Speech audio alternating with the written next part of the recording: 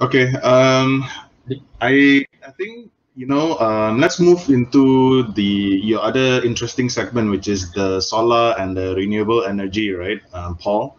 And as you know, with the recent announcement in Malaysia about large LSS4, I think a lot of people will be wondering, what do you make of the tariff and the potential IRR of the winning party over here?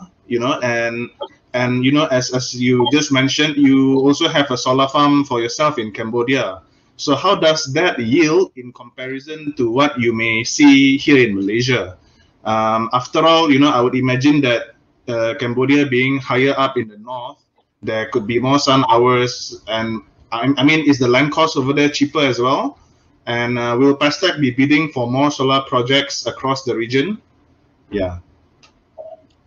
Yeah, that definitely. We view the large-scale solar EPC capability of the group as EPC earner. And as you know, our EPC earner, our EPC segment of the business, we require 9 to 11% return because there is quite a lot of market available for us actually. So we treat that as one of our core business requirement, and we like to maintain that in terms of EPC income. So on the solar farm front, I've read somewhere I can't remember which analyst wrote it. LSS4 return, which we didn't participate, the winner worked out to be about 6%, around 5 to 6% IRR. So in that, it doesn't gel well to the group in terms of return that the group want to put where our money is in terms of development of such a large-scale solar, because that would mean a return of close to 15 years of any equity you put in. All right. First, it is quite not aligned with our focus in giving return of 9 to 11% to our shareholder. And also it doesn't match our focus in terms of giving solution. So for Cambodia, we managed to get an IRR of close to about 12 to 13%. Depends on the what they call it, solar panel price, of course. But lucky for us, we have locked in this solar panel price for us in Cambodia before hike of price right now. There's discussing on the manufacturer of solar panel. So for our attitude towards large-scale solar in terms of EPCC is definitely, for example, LSS4, we will offer our service.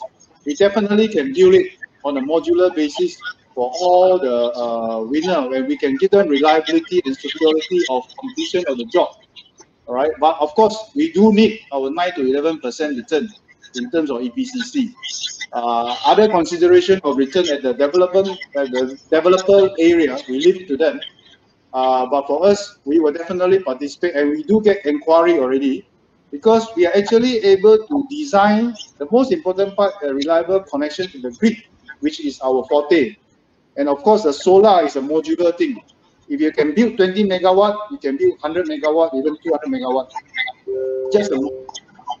It is a much simpler process compared to conventional power plant, like coal-fire or gas power plant and all that, which we are also doing actually in terms of digital control system optimization and all that. So building a solar farm is of large-scale solar in the sense is of course very interested, but it has to give us the correct return on it.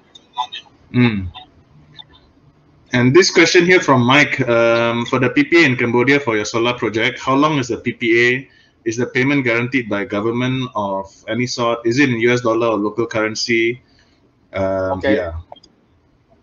Okay, the PPA in Cambodia is for 20 years. COD is this October. So do follow our Instagram. We will every now and then post up our progress on the site. We will finish it before October 2021. The PPA is 20 years, and the payment is in US dollar. So we got no issue in terms of hedging. And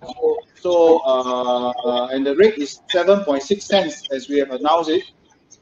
So it is quite what do you call that, a very high return for the group. That's why we decided to take on the job. Yep. You got any question? Talking about solar, and we know that the other like EPCC companies, they all have very high valuations. I guess this is because the prospects of growth. But then about PESTECH, you guys, you talked about earlier about using a different strategy in solar, which is connecting the solar plants to the grid, right? So if we talk about the valuations of other solar companies, do you have any plans to sort of catch up so that you can sort of attain this similar growth valuations? Well, I mean, I guess we don't want to comment on the valuation of the other company, but the thing is, the large-scale solar approach of the group, it depends on the strategy of each country. And of course, if you have access to very cheap funding, where it is something that you do on the side, it doesn't mind to invest while you fulfill your ESG responsibility, and it is not your core, definitely